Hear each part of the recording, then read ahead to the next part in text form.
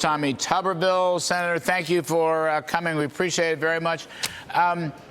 When is it that we're finally, the media in this country is finally going to acknowledge that the mission of our Air Force, and I guess the Navy and the whole military, over Iran, obliterated their nuclear program for years, not months, years, 5 years, 10 years, who knows. In fact, really, their whole defense system is obliterated. When's the media going to figure that out, Senator Tuberville? Well, they're not going to give any win to this administration, Larry, but I will tell you, I've been to dozens of classified hearings under the Biden administration with the CIA director, the chairman of the Joint Chiefs, the Secretary of the State, all these people. Today was the first time I went into a hearing with President Biden's, President Trump's crew in terms of people that he brought in, and what a breath of fresh air it was to hear him tell what it exactly was, tell the Democrats, Republicans, this is what it was like, this is why we did it, this is what's going to happen. It was so refreshing to hear people talk with confidence and really understanding that, hey, we're all in this together, Democrats and Republicans, the 100 senators that was in that room. It was a lot of fun to just understand the real truth. I mean, those are Fordo, Natanz, Esfahal, they were damaged beyond repair. Now, there may be Iranian reserves way below the surface, but they're not going to be able to get to them for a heck of a long time. And if they start messing around, the Israelis will be all over them. I mean, my point is, there has to be some consensus that this worked and that this was the right thing to do. Was there bipartisanship in this meeting? Did you hear that? There was a little bit, not as much as you would hope. You would hope everybody be on the same side on this, Larry. This didn't come from the classified hearing. I got this somewhere else that probably other people should know.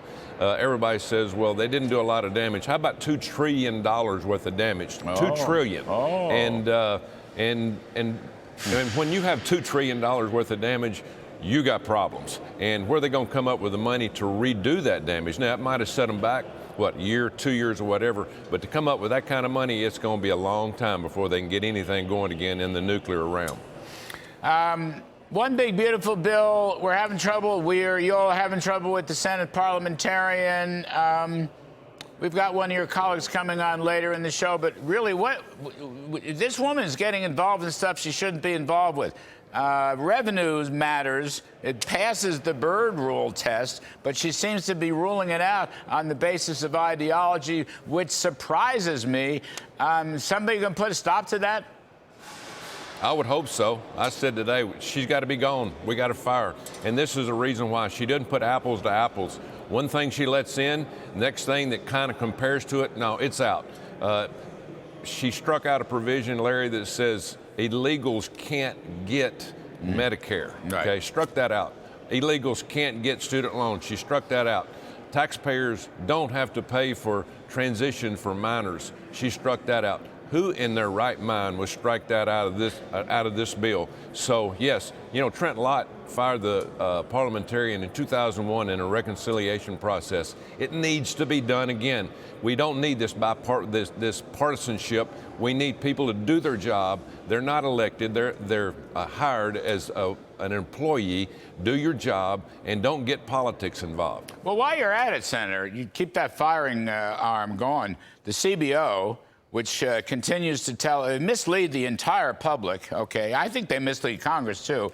You know, President Trump was just on the screen talking to a group at the White House. If you grow by 3% or better, but say 3% for the next 10 years, and you have all these business investment incentives in this bill, you grow by 3%, you're going to pick up $4 to $4.5 trillion, which will slash the deficit probably by about $8 to $8.5 trillion. If I put the tariff revenues in, it's $10 trillion.